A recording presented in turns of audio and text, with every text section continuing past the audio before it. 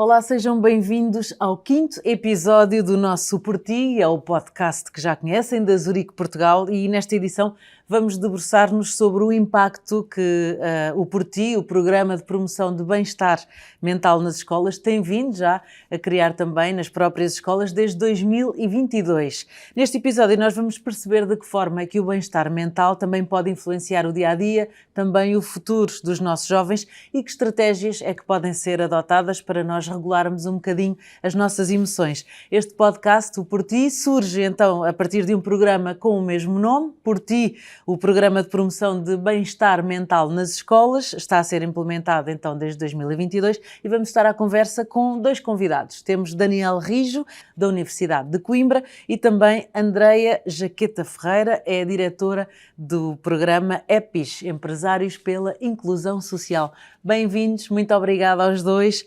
Andreia, começo pelas senhoras.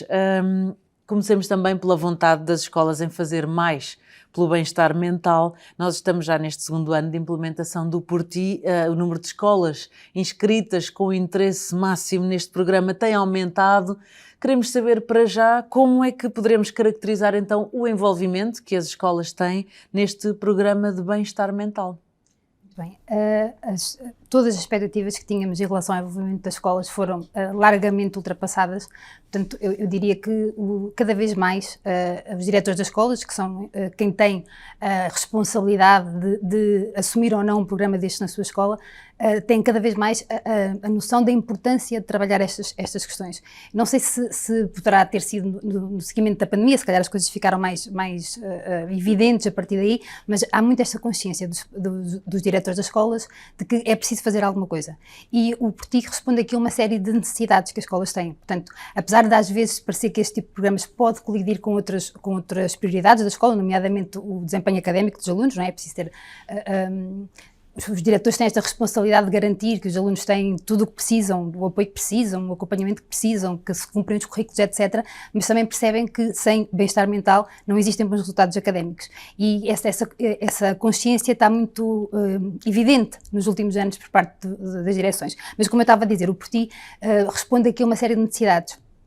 Os diretores têm também a consciência de que ações pontuais não vão resolver problemas gerais e, portanto, é aí que o Por Ti aparece como o programa ideal, porque ele foca-se nos alunos e os diretores sabem que para existirem bons resultados escolares, se este for o fim último, é preciso ter atenção ao bem-estar mental dos jovens, mas foca-se também nos professores, que são uma classe que tem uma série de desafios que todos conhecemos e que os diretores não têm como ajudar a ultrapassar, mas podem fazer isto, podem proporcionar oportunidades aos professores para ajudar a capacitar os professores para eles terem mais estratégias, mais recursos para cuidar do seu bem-estar e, por outro lado, ficarem mais capacitados para cuidar do bem-estar dos alunos. E foca-se também nas famílias, que é uma coisa pouco comum existirem nas escolas programas focados nas famílias. E o Por Ti vai também às famílias. Ajuda a capacitar famílias para ensinar, por exemplo, a detectar sinais de alerta, mas também para lhes passar algumas estratégias de promoção de ambientes saudáveis, promotores de bem-estar. Portanto,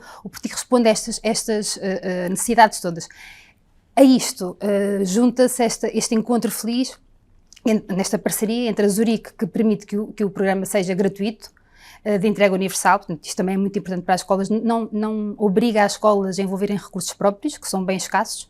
Depois a EPIS, que é uma marca que as escolas já conhecem, porque estamos já desde 2006 no terreno com outros programas de promoção do sucesso escolar, e a Universidade de Coimbra, que dá aqui o rigor científico ao programa. Portanto, eu diria que está montado o cenário ideal para termos um programa de sucesso. Portanto, o interesse das escolas tem vindo sempre a aumentar e o programa é bem recebido por todos os públicos, em especial para os diretores das escolas. Muito bem, que são os homens e as mulheres do LEM que de facto percebem que há que haver uma orientação que seja holística, não é? A envolver toda a gente e com um processo continuado no tempo.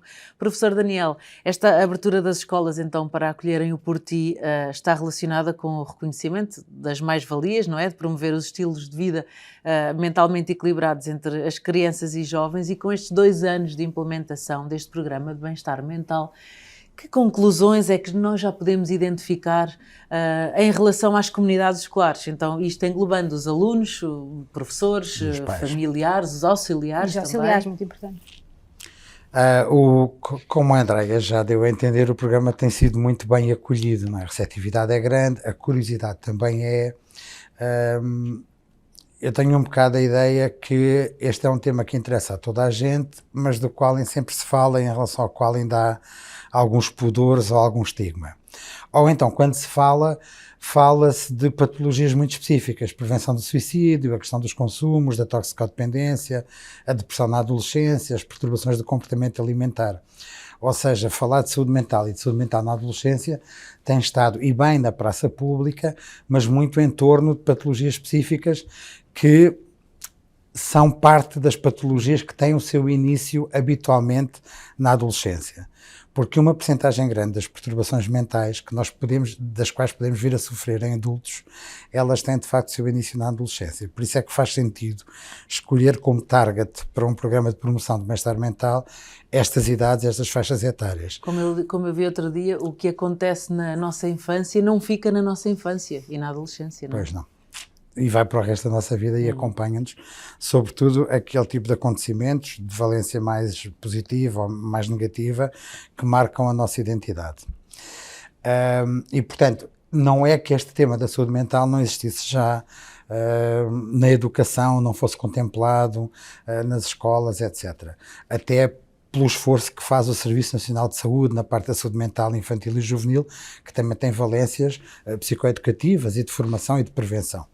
Não estão, se calhar, dimensionados às necessidades do país, mas existe. O que este programa traz de novo é que vem falar da saúde mental de uma maneira mais global, na medida em que nos interessa não só prevenir uma ou outra patologia específica, mas, sobretudo, educar as pessoas acerca do que é o bem-estar mental. Se nós pensarmos no quanto o nosso país mudou, no que diz respeito à literacia que as pessoas têm em termos de saúde física, vamos usar assim para ser claros, e a quantidade de pessoas que têm diariamente algum cuidado com a sua condição física e na prevenção da doença e na promoção de uma boa saúde, nos última década, a questão do envelhecimento, que preocupa muito a Europa a vários níveis, e portanto também a promoção de estilos de vida saudáveis, para se poder ter um envelhecimento saudável, e está muito bem. Ou seja, nós fizemos um caminho gigante na literacia em saúde e na promoção de estilos de vida saudável, procurando prevenir um conjunto de doenças que resultam também muito, são multifatoriais e resultam muito do estilo de vida e dos cuidados que se teve ou não se teve. Em relação à saúde mental, mesmo as pessoas que cuidam da alimentação, combatem o sedentarismo, têm atividade física, provavelmente sabem muito pouco ou nada do que é o bem-estar mental. E, portanto, também tem havido uma tendência e um foco, mais do que uma tendência, uma chamada de atenção da OMS, e concretamente através do Unicef, de que o grande desafio agora é a promoção do bem-estar mental das crianças. E, portanto, isto alinhava muito bem com a filosofia da Fundação Zurique, com outros projetos que têm mais ou menos o mesmo target que o nosso, só que aqui em Portugal, por uma ordem de fatores de diversa natureza, André de alguma maneira já mostrou que isto é um casamento, não é só um casamento, somos três, funciona bem porque a EPIS permite esta aproximação às escolas e temos o Ministério da Educação numa parceria privilegiada. Para nós também é muito interessante desenvolvermos intervenções que depois podemos testar o seu impacto de uma maneira científica em tão larga escala. Não é comum isto fazer-se, mesmo num financiamento de projetos de investigação, não é comum e, portanto, é de alguma maneira o nosso braço e o nosso conhecimento também poder ser útil a um conjunto diverso, como já disse, professores, alunos e famílias. Só queria dar mais uma chega.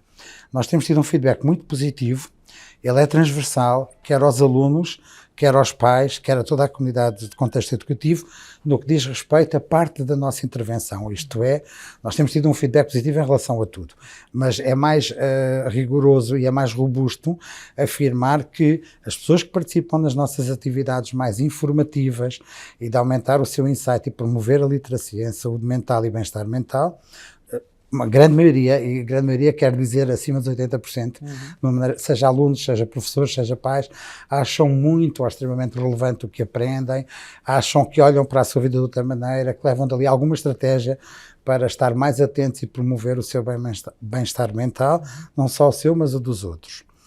Há uma segunda parte do projeto, que provavelmente falaremos ainda hoje mais à frente, sobre essa não tenho ainda grandes resultados, embora os que tenha são também muito bons. Mas aí já pretendemos não só sensibilizar, de alguma maneira, ou tocar a vida das pessoas, aí é muito mais ambicioso, porque queremos mesmo transformar a sua qualidade de saúde mental. Então, e a promoção destas estratégias, não é, de regulação das emoções entre jovens e o reforço também destas estratégias de regulação emocional entre professores, eles vão contribuir certamente para um sistema de ensino mais equilibrado depois também, não é? Essa é a nossa esperança, que contribua não só para um sistema de ensino mais equilibrado, mas no qual as pessoas se sintam melhor tratadas, na qual os professores aumentem também a sua consciência, não só sobre porque é que os alunos muitas vezes reagem da maneira que reagem, estarem mais atentos a sinais de alerta e ao mesmo tempo terem mais capacidade de sintonizar com o lado mais desconfortável, às vezes, da vida dos alunos, das aulas, do dia-a-dia, não só o seu próprio desconforto e algum do seu sofrimento, mas também o dos miúdos, e serem mais capazes de validar isso. Porque um dos problemas que nós temos ao nível de cuidarmos do bem-estar mental ou da saúde mental uns dos outros, é que muitas vezes não toleramos a experiência e a expressão de emoções ou de afetos negativos, como se fosse possível viver sem algum grau de sofrimento, de frustração, de inconseguimento, se quisermos, é preciso mudar um bocadinho o paradigma de sermos capazes de estar perante a experiência e a expressão até às vezes de algum sofrimento e tolerarmos isso e sermos capazes de ficar minimamente confortáveis nesse contacto com as emoções dolorosas e negativas. Isso é uma parte grande da nossa intervenção. Trabalhar um bocadinho também a empatia, não é? O procurar, o escavar também nas pessoas, perceber de onde é que vem. É um bocadinho... Mas mesmo quando não percebemos de onde vem, tolerar que se pode estar mal e que não temos que estar imediatamente a fazer esforços para deixar de estar mal e passar a estar melhor. Até porque muitas vezes, se nós não toleramos algum grau de sofrimento no dia-a-dia, o que acontece é que envolvemos em estratégias, o que nós chamamos no programa comportamentos emocionais ou comportamentos focados nas emoções, que só têm um objetivo, deixar de me sentir mal, passar a sentir-me bem. Aquilo que os miúdos dizem muito como está-se bem ou estar cool, isto implica muitas vezes aliar-se da realidade. Saltar da experiência do momento para uma experiência que seja mais agradável, ou pelo menos que não seja tão desagradável, consumir alguma coisa que me tire daquele mood, daquele estado de espírito. Depois o comportamento. E muitas vezes essas defesas, para lidar com o sofrimento, que é normativo, que faz parte da vida, é pior a emenda que o soneto, facilmente trazem consequências indesejáveis. A maior parte das pessoas não pensa muito sobre isto.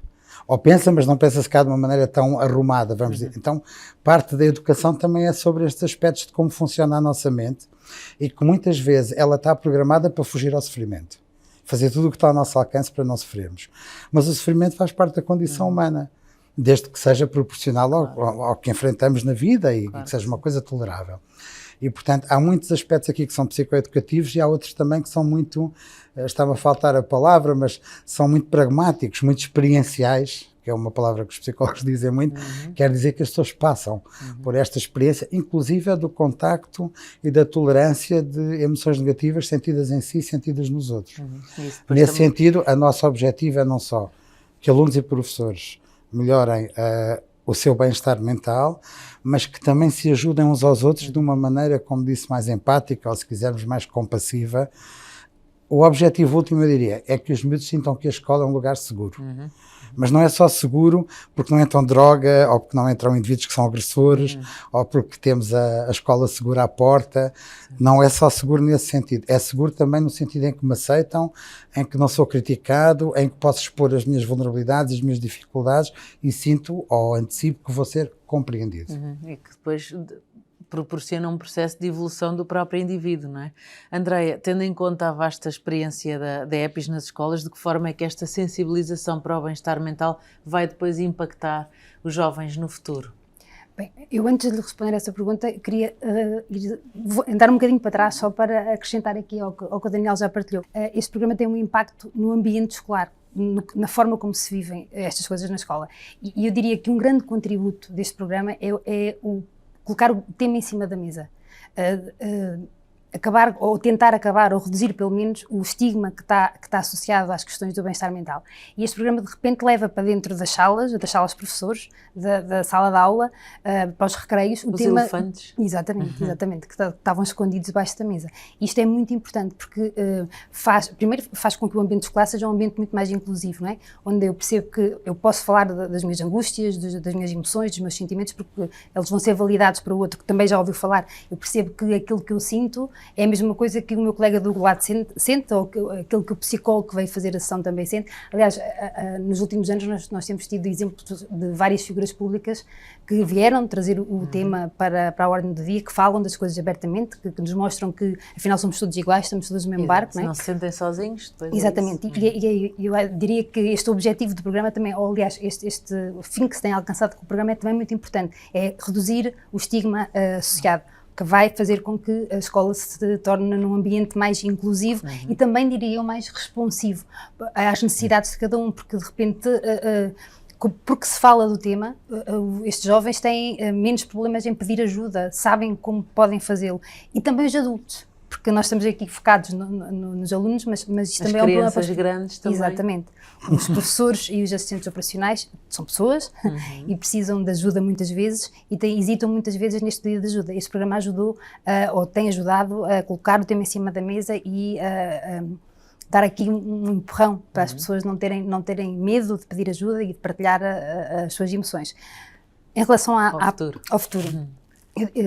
Bem, são vários impactos, depois o Daniel com certeza que poderá dar informação mais detalhada sobre cada um deles, mas eu diria que temos aqui, começa logo por o que estava a referir anteriormente, a questão do estigma. A partir disto vão ser adultos que vão lidar muito melhor com estas questões, que vão falar delas muito mais à vontade, que vão ter mais estratégias para procurar ajuda quando precisarem, que vão hesitar menos nesta procura de ajuda. Eu diria que começa por aí.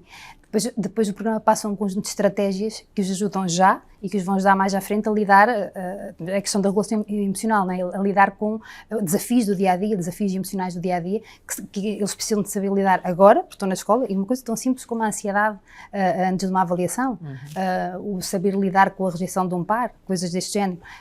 Portanto, vão ser adultos mais capazes de lidar com estas questões. Eu diria que vão ser também adultos mais empáticos, porque ao reconhecer as emoções em mim, ao saber lidar com as minhas emoções, eu também aprendo a reconhecer nos outros e a validar as emoções dos outros. Portanto, à partida também teremos aqui adultos mais empáticos. Depois isto tem impacto no próprio ambiente que se vive na escola e há de ter à frente na sociedade, não é? Porque criam-se relações interpessoais mais saudáveis, mudam-se estilos de comunicação, portanto isto esperamos que o efeito seja sempre... É uma semente, não é? É uma semente que se está, exatamente. Que se está a plantar. Professor Daniel, sabemos que a pré-adolescência e a adolescência, enfim, são momentos um bocadinho mais desafiantes, chamemos assim, para os jovens, nós todos já passámos por lá, e a pergunta que se calhar muitos gostavam de ver respondida é mesmo como é que nós podemos apoiar as nossas crianças e os nossos jovens, então nesta fase, sendo que é aqui que surgem mais questões como a ansiedade, o bullying, o stress, outros desafios, não é? Não é uma pergunta fácil, na medida em que há muitas coisas que nós temos de fazer para os apoiar. Apoiá-los não é dar-lhes sempre razão, não é deixá-los sempre fazer tudo o que querem, porque em última análise também compete aos pais e educadores e não aos miúdos a definição e o estabelecimento de limites e de algumas regras básicas de convivência. Mas eu julgo que uma das coisas que a maior parte dos educadores e pais, se calhar até mais pais do que educadores, sentirão dificuldade ou reportarão dificuldade em compreender o que se passa na mente deles. Porque a tendência do adolescente também é fechar-se sobre si próprio, é não partilhar com ninguém ou não partilhar com o adulto. Faz parte também de um certo processo de construção de uma identidade, que é assim um chavão que nós dizemos a torto e a direito, a construção de uma identidade separada da identidade dos pais. Mas depois isto para os pais habitualmente é difícil, também implica uma perda do filho que tinham até aí, não é? E que era mais carinhoso, mais afetuoso fisicamente, que falava de tudo, que contava tudo. Ficam assustados com esse fosso, e ficam assustados com esta perda de controlo e de conhecimento sobre o que se passa com ele ou o que se passa com ela. E algo para que nós não estamos muito treinados, se calhar não está ninguém à face da terra, mas que tem a ver também com questões culturais e com a maneira que fomos educados, é que não validam as nossas emoções. O comportamento também é comunicação. Portanto, eu não preciso de dizer por todas as palavras, eu estou mal, estou-me a sentir um anormal, ou um idiota, ou tenho medo de. Muitas vezes a atitude, o registro, ou não querer falar com ninguém, o isolamento, é algo que pode ser validado. Eu vejo que tu não estás bem, ou que alguma coisa se passou, não te quero forçar a que me contes, mas eu estou cá, seja o que for que tenha sido. E, portanto, quando tu quiseres, ou se quiseres falar com outra pessoa que não eu, validar o desconforto, validar as dificuldades. Eu não sei se há muitos pais a partilharem com os filhos coisas que se lembram, se é que se lembram, da sua adolescência. Não foi agradável para a maior parte de nós, ao mesmo tendo sido agradável no cômputo global, de certeza que todos temos momentos com potencial traumático, ou em que preferíamos que não estivessem na nossa memória, não é? E também há, se calhar, da parte dos pais, alguma, eu não diria insegurança, mas alguma reticência em mostrarem fragilidade também perante os filhos. Assim, olha, eu não sei o que é que tu estás a sentir neste momento, eu também já, quando tinha a tua idade também foi difícil para mim e se calhar não querem, então ficam à espera que venha sempre daquele lado o input e não se fragilizam para poder também receber, é isso? A nossa cultura, não sei se posso falar nestes termos, mas tentando ser claro, a matriz ocidental e toda esta cultura do imediatismo e da comunicação e das redes sociais é muito mostrar um mundo cor-de-rosa, não é?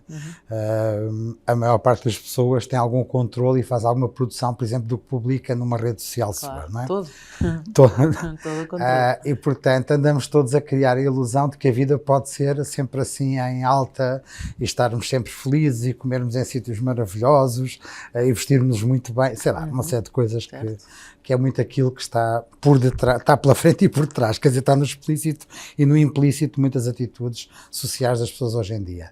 E a vida simplesmente não é assim. E, portanto, uma parte, que há bocado já tocou nisso, que tentamos fazer com este tipo de intervenções e concretamente com o Por Ti, é promover um sentido de humanidade comum. O que é que isto quer dizer? Que aquilo que te faz sofrer a ti é muito parecido com aquilo que faz ou já fez ou fará sofrer-me a mim. E, portanto, não há que ter vergonha de sentir coisas, de passar maus bocados. Temos, obviamente, o direito à reserva e guardá-lo para nós. Mas há sempre aqui um perigo, que é acharmos que somos os únicos, ou dos poucos, ou muito poucos, a quem aquilo acontece.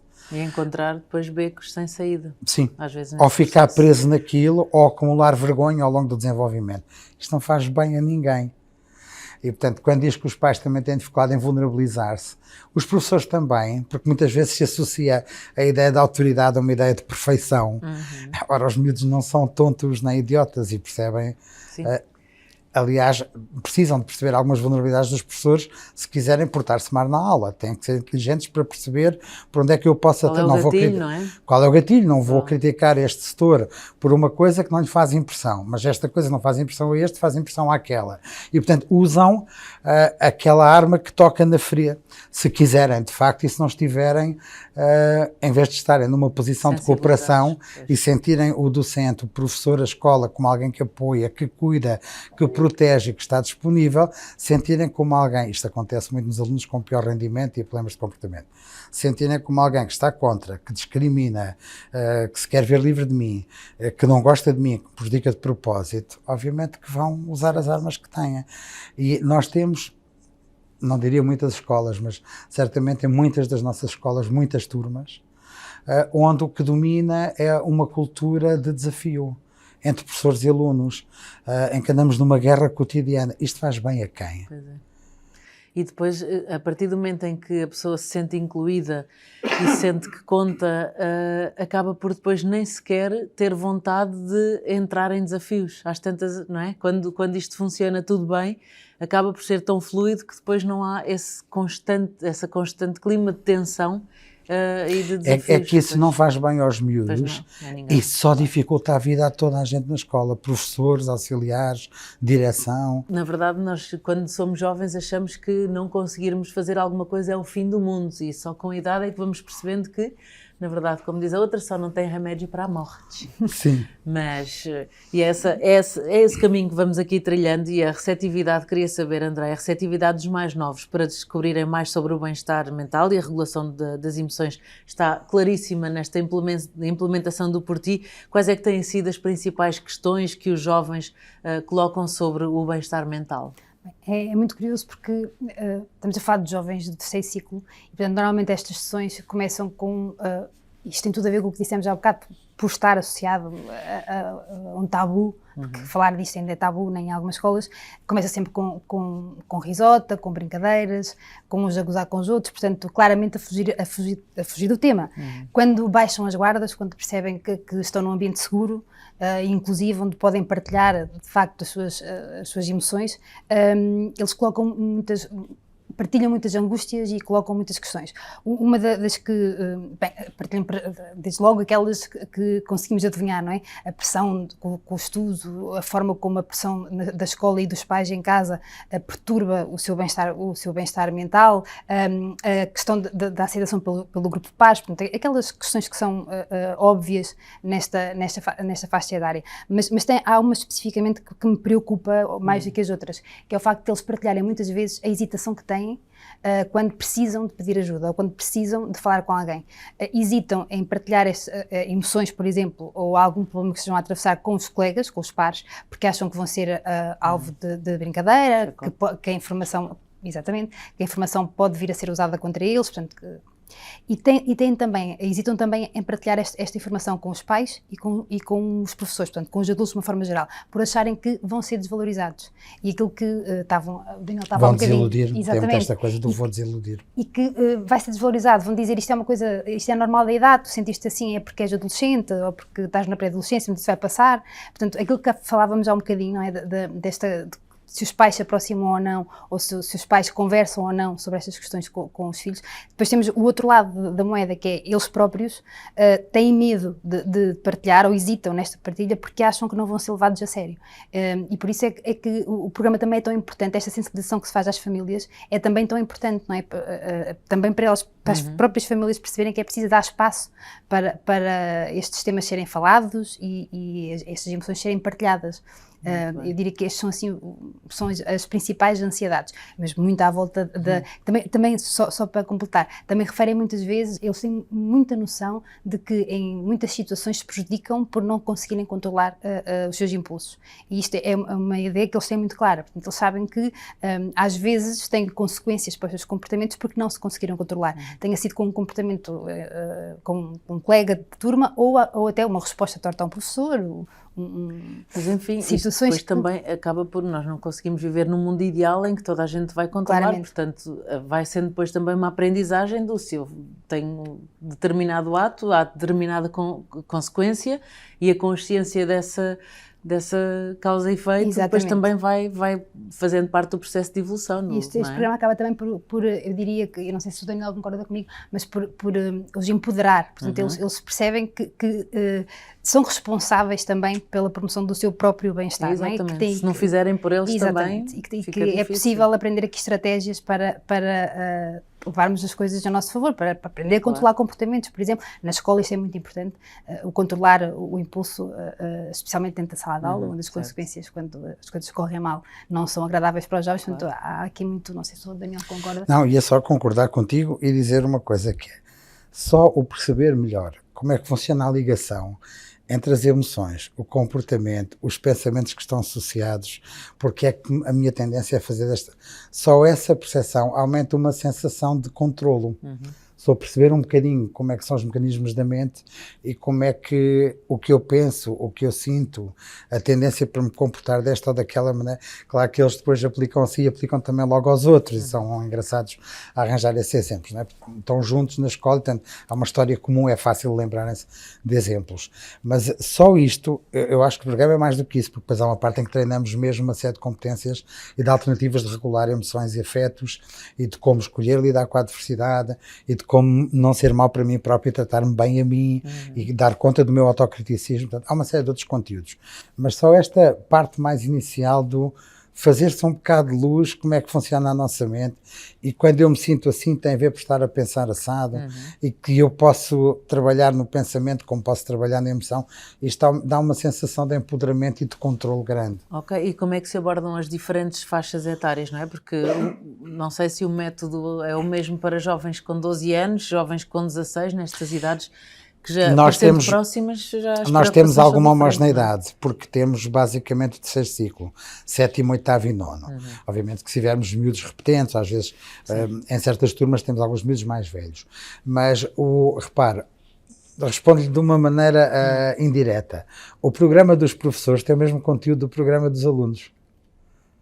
Exatamente os mesmos conteúdos e na mesma sequência, porque apesar de haver programas desta natureza adaptados para menores, eles seriam mais para meninos do segundo ciclo e da primária. E, portanto, nós como estamos a trabalhar no terceiro ciclo, os adolescentes gostam disso, de sentir um bocado mais tratados como mais adultos, e uma coisa mais complexa. Portanto, nós o que fizemos foi a adaptação de um modelo que existe para adultos para o terceiro ciclo. E depois adaptámos essa adaptação, essa dupla, para ficar adequado ao contexto dos professores. Mas é o mesmo conteúdo, teremos sempre que fazer alguma adaptação na linguagem, no tipo de exercícios, nos instrumentos de apoio, nos guiões, obviamente que aí ajustamos um bocadinho à idade. Mas os miúdos eu diria sobretudo 14, 15 anos, não gostam nada de ser tratados como adolescentes ou pré-adolescentes. Adoram a coisa do adulto. Claro que sim, nós estamos quase a terminar, por isso deixo aqui uma questão para os dois, na verdade, de que forma é que sentem que esta literacia emocional pode contribuir então para um futuro com adultos mais equilibrados, mais felizes, mais bem-sucedidos? Vamos só aqui, em jeito de remate.